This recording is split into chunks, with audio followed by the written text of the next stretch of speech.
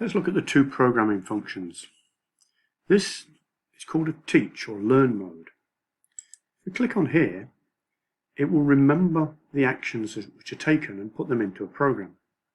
For instance, if we press home, see the table will find its home position.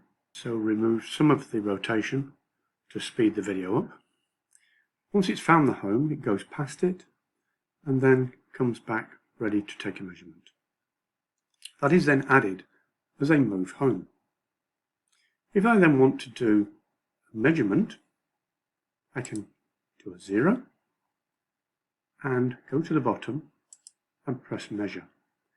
That has now put a read data line in, and the first point here is always called 0. That is our reference point. I can then say move forward relative 30 degrees. The polygon will then rotate, will then stop.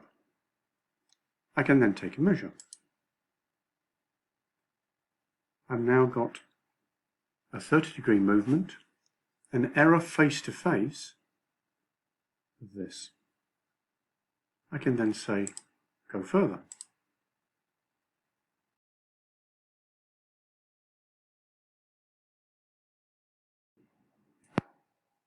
So now we'll do the last measurement for one rotation, 360 degrees, and we take the measurement. We can now say finish, and that will ask us to save that as a file name. We'll call this demo 1. That's now saved. If I now go into the program editor and executor, I can go and find demo 1, which is here, and I can see each of the steps which are in that program. And if I wish to, I can press this here, clear the data from before, and start a measurement. And it will repeat the same program. It's doing the home, and it's telling you here it's doing the home. Once it's found the home position here, it will take a measurement and move by 30 degrees. So it will follow exactly what we've just done, repeat it. And we can stop that by pressing stop here. If we go back into the program, there may be things where we want to change it, so we can now edit this. By pressing the plus, the range of edit controls which are covered in the handbook, which can be added in following the position we're currently at. This is to do a home, this is to do a relative movement, this is to do an absolute movement, and this is to do an internal angle movement. This is to measure, to save, and you see a little prompt comes up on the screen, an analysis program. This is where we can save data as a CSV or comma separated variable. This is to clear the results table. This is to put a delay in. If we press on here, we can say I want a 5-second delay. That now inserts that here. We can put a comment, which is to prompt the user to do something. It might say load polygon. That then goes in as a prompt. Because I've changed it, it says resave it. I've saved it to the same file name, and that's now loaded in there. I can give it a job name. I can set the stability limits for saying the data must be stable within 1 second or half a second. I can start a loop and stop a loop. You're only allowed one loop in a program, but it's very useful if you're repeating exactly the same sequence. This will zero your to collimator. That adds a 0. As soon as we execute it, it says, yes, you must save that. You can then come in. This is to control the brightness, and this is to control the exposure of the camera. It may be during the measurement, one surface is very bright, good reflectivity, and one surface is maybe an anti-reflective coating or it has a smaller area, and you can dynamically change the brightness of the camera for that particular measurement.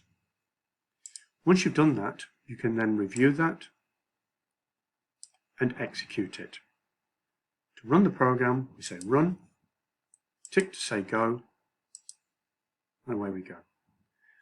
It says we've got current results. Do you want to save those? So the answer is no, we won't, but I could save them. I say no, and then run again. The first thing it does is tells me load the polygon, because I put that in as an instruction.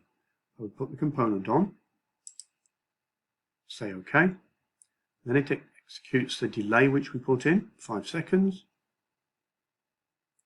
and the home move goes back to the home position. And that is the simple programming. If we prefer, we can go straight into the program menu, call blank, and start afresh. So we don't have to go through the motions of physically moving the component, which means effectively you can program it offline. If we go in here, we say the first thing we do is load polygon.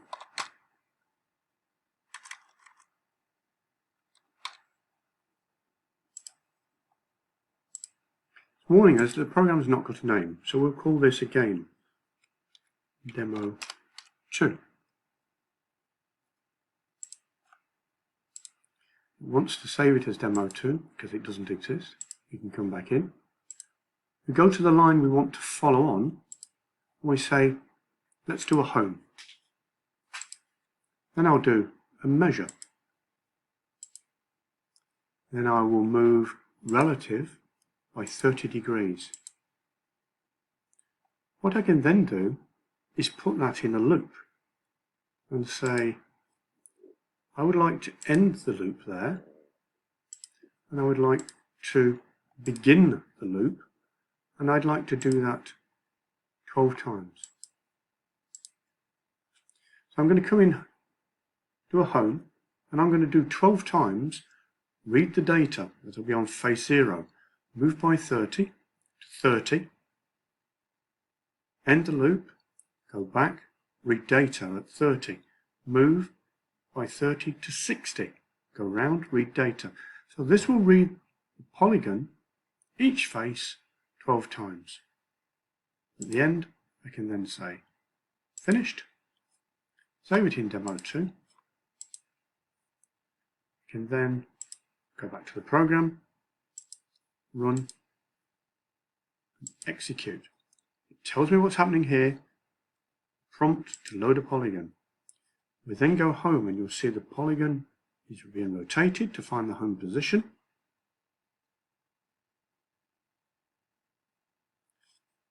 We then start the loop and read the first face. We move by 30 degrees. We stop and read the second face. We move by 30 degrees. And that's the simplest way to write a program for a multi-faced polygon.